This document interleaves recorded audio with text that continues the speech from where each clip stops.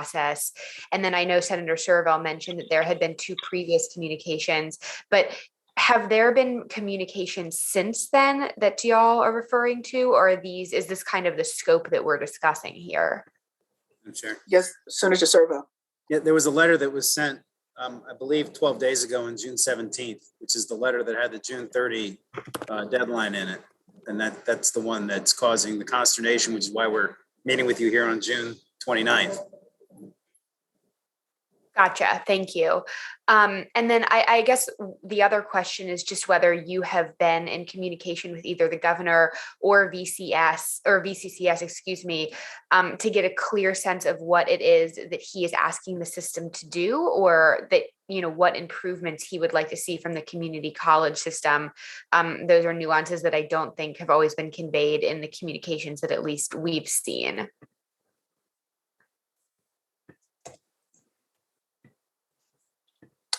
Senator Hashmi. Thank you, Madam Chair.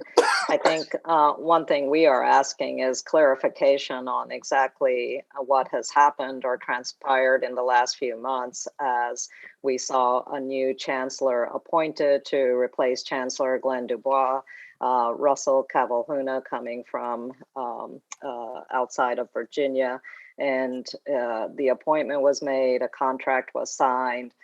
We know that this new appointee then met with the governor, and what we saw consequently is that the new appointee decided not to take the position that he had previously agreed to. So we would like some clarification on exactly why that has happened, what was exchanged in that discussion with the governor's office and with the governor himself.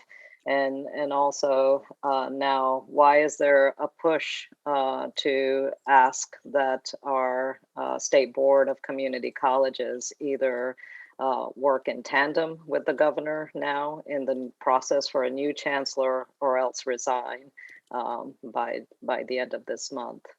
There's clarification that needs to be made around all of these issues. Or even, is that what he's asking? Do you resign on tomorrow if you don't work in tandem with me? Is that what he's asking? And Kate, I would add too, I think your question gets to a huge part of the problem with his governance, which is try to kind of big boy these boards, like Senator Serval mentioned, the Water Board or the Board of Education, kind of make these vague proclamations, try to strong arm people, but to what end, right? And I think what the record tells us is that time and time again, when we've talked about these issues in education, when it comes to actually implementing policy that's going to make our education system better, or doing fiery culture war things, he ends up doing fiery culture war things, but he kind of stays vague until the last minute and then throws a bomb. And so I think part of the problem, right, is that as Senator Serval mentioned, right, there's this series of letters where he's using this word that's clearly laying the tracks for maybe trying to fire them. Has he said that explicitly? Maybe not, right? But the record shows that at the end of the day, what he's going to do is he's going to insert culture war politics into our community college system, just like he's done on K-12. And so I think that you're even asking that question kind of speaks to the problem. Senator Hashmi.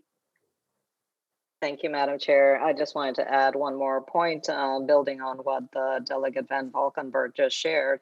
I think we've already seen the governor inserting these culture wars. We need to be reminded that Governor Youngkin sent a 5-page letter to the Council of Presidents earlier this year and asked that they ensure that political decisions be built into the process of hiring faculty and other staff. And that is truly unprecedented. And my question back to the governor is, at what point, when someone is on a hiring committee, hiring a professor to teach math or to teach chemistry, biology, at what point is the hiring committee supposed to ask that potential hiree about their political persuasions.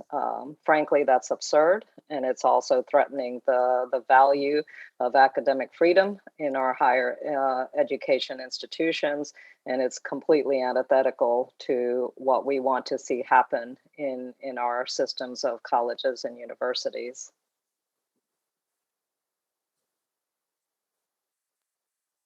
Sorry. I would simply add to what Senator Hashmi said. You know, we've seen this in many other ways, not just at the K-12 level, but in higher education, when the governor dismissed counsel for two of Virginia's top public universities. We saw this during the budget session when he introduced amendments to micromanage the budget allocation to UVA.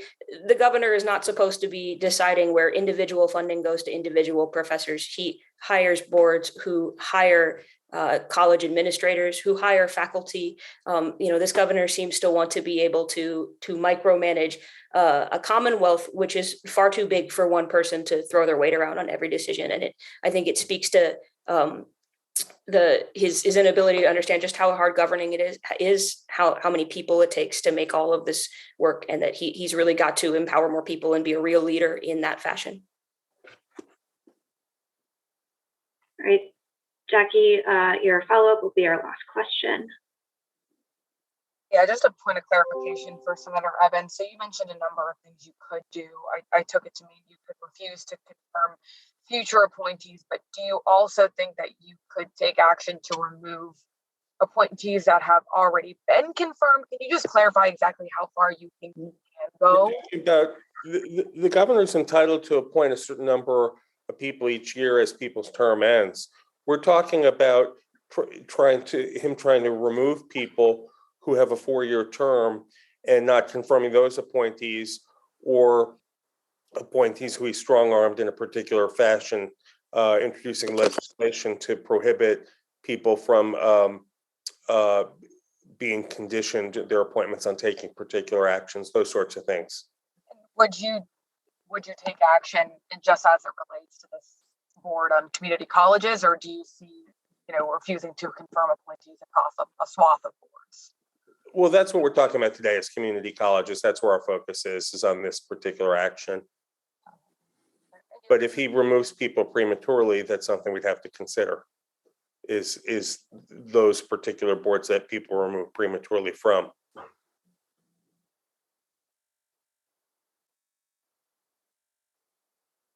Got it, Jackie? Yeah, thanks. All right. My information is in the chat if you need